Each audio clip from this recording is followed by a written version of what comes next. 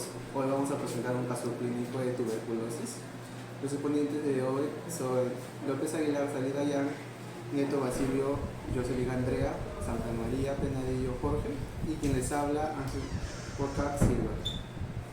Bien, el caso que presentamos es sobre un paciente varón de 53 años que refiere presentar desde aproximadamente 2 meses tos con expectoración blanquecina que con el pasar de los días se torna medio verde y marrón.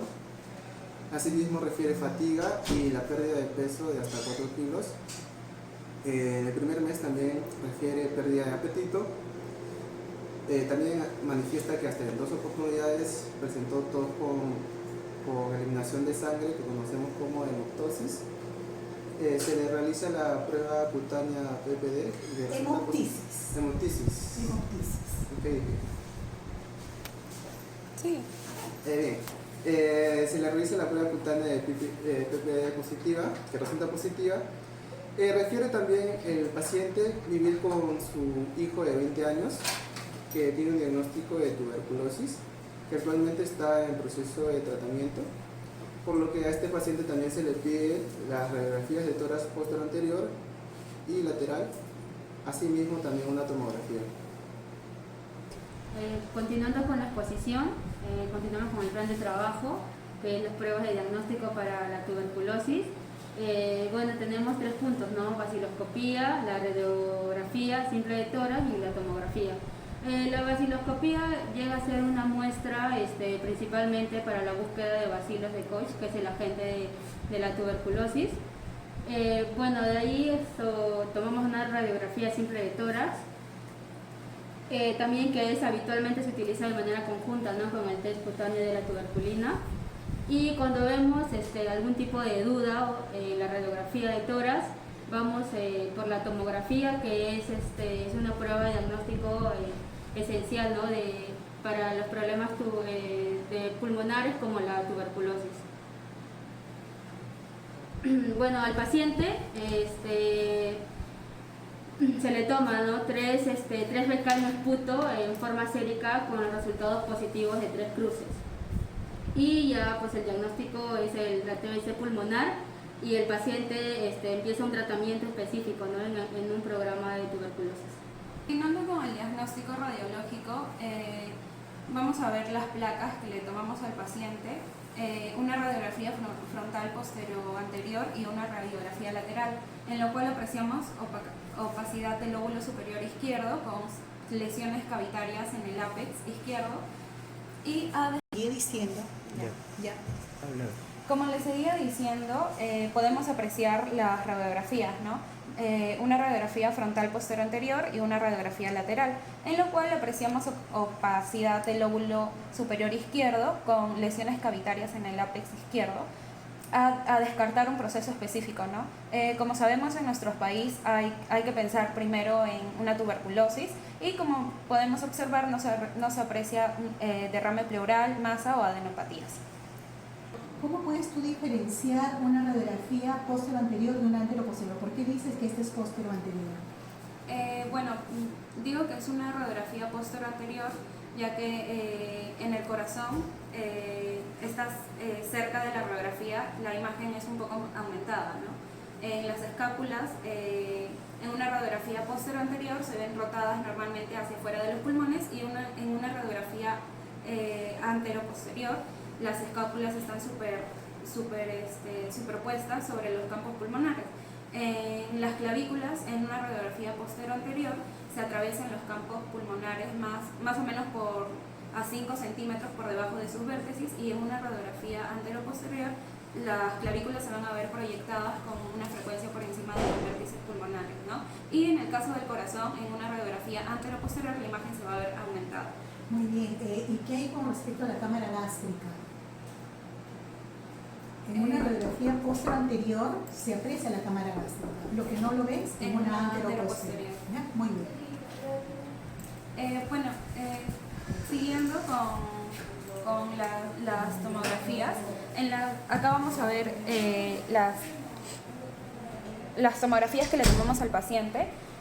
Bueno, es en corte axial y se van a apreciar cambios enfimatosos con vesículas grandes. El mediastino, como podemos ver, está desplazado hacia la izquierda y la consolidación en el lóbulo superior izquierdo con bronquiectasias, ¿no? Y cavitación. Como podemos apreciar, no tenemos adenopatías ni derrame como vimos inicialmente en las placas radiográficas posterior anterior y lateral. Ya. Ya. Bueno, ahora seguimos con el diagnóstico diferencial y el diagnóstico que vamos a ver por la imagenología.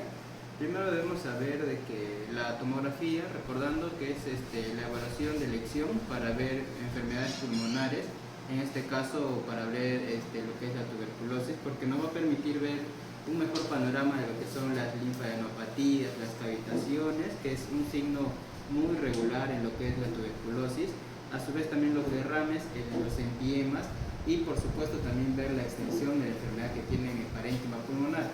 Aparte de esto, podemos también apreciar que puede ocurrir enfermedad miliar, lo que es secundaria a la diseminación hematógena, contrario a lo que es la diseminación linfática, lo que nos va a mostrar más o menos unos nódulos de 1 a 2 milímetros que son difusos y de ubicación bilateral. Es importante mencionar también que la linfadenopatía en una TBC que da a repetición no es usualmente vista, y también en la tuberculosis primaria los hallazgos son inespecíficos e incluyen también una consolidación segmentaria que también puede ser lobar. Se suele ver también linfadenopatías ipsilateral iliar y también puede ver derrames pleurales. Eso es con respecto a la tuberculosis primaria. Con respecto a la tuberculosis secundaria, podemos apreciar también los signos en los lóbulos. A su vez también la enfermedad cavitaria es bastante común y representa la necrosis caseosa, lo que es muy patognomónico dentro del área de consolidación, y generalmente tiene paredes internas que son lisas con paredes externas irregulares. Y los niveles hidroaéreos también pueden estar presentes sobre la sobreinfección con aspergilosis, ¿no? Esto incurre en una formación de un micetoma. Bien, con respecto a las conclusiones, vamos a tener que el Mycobacterium tuberculosis es una bacteria aeróbica que no forma esporas y que puede infectar múltiples órganos, incluidos como el pulmón, hígado, vaso, riñón, cerebro y hueso.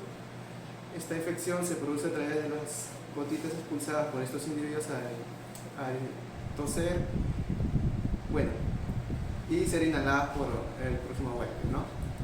También tenemos que, de acuerdo a la historia clínica y pruebas de diagnóstico de este paciente varón de 53 años, concluimos con una TBC pulmonar por presentar en la radiología de tórax opacidades en el lóbulo superior izquierdo, también en el estudio tomográfico del corte axial se le ve lesiones cavitarias en el ápex izquierdo, la cual es característica de TBC. Gracias.